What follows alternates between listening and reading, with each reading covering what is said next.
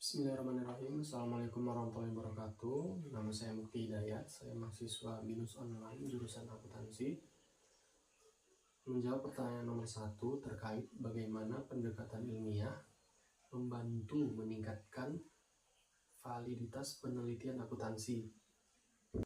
Jadi menurut pendapat saya ada beberapa hal.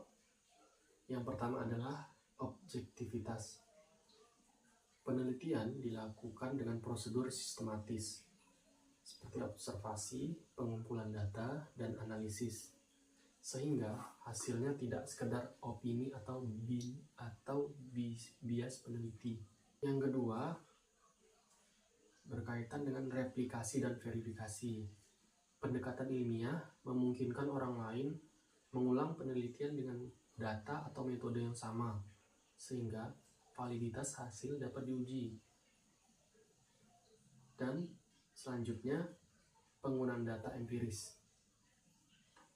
Keputusan dan kesimpulan didasarkan pada bukti nyata, misalnya laporan tahunan, harga saham, wawancara, bukan asumsi. Kemudian pengendalian variabel.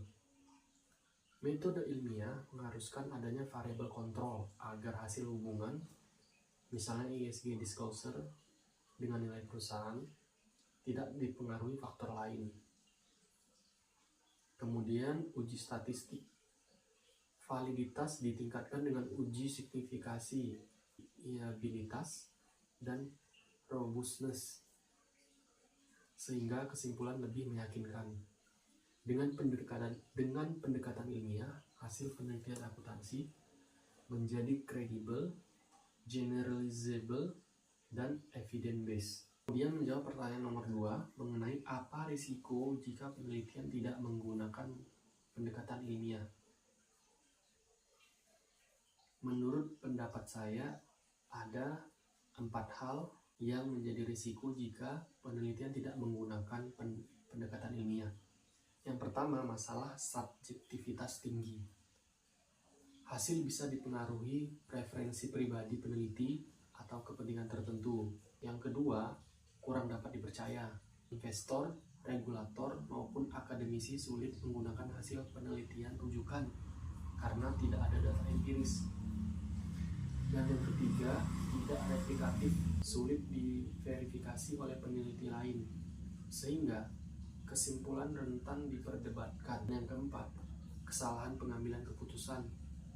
Jika hasil riset salah arah, manajemen dan investor bisa mengambil strategi yang merugikan, misalnya salah menilai pentingnya ESG. Tanpa pendekatan ilmiah, penelitian rawan menjadi sekedar opini, alih-alih bukti akademis. Kemudian, untuk menjawab pertanyaan nomor 3 mengenai bagaimana hasil penelitian ini dapat digunakan oleh investor, faktor pertama, sebagai alat screening investasi. Investor dapat menilai apakah ESG disclosure benar-benar relevan dalam meningkatkan nilai perusahaan di Indonesia. Jika signifikan, maka mereka bisa menyaring portofolio berdasarkan praktik ESG. Kemudian faktor kedua adalah mengukur risiko dan return. Jika ESG terbukti mempengaruhi harga saham, maka investor dapat menggunakannya untuk mengantisipasi risiko, reputasi, dan meningkatkan ekspektasi return.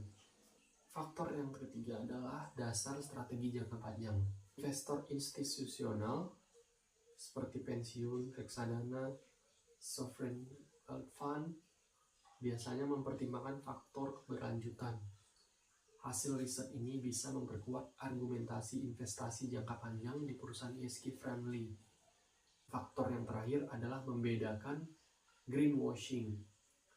Hasil wawancara dan analisis dapat membantu investor mengenali apakah ESG substansial atau hanya formalitas.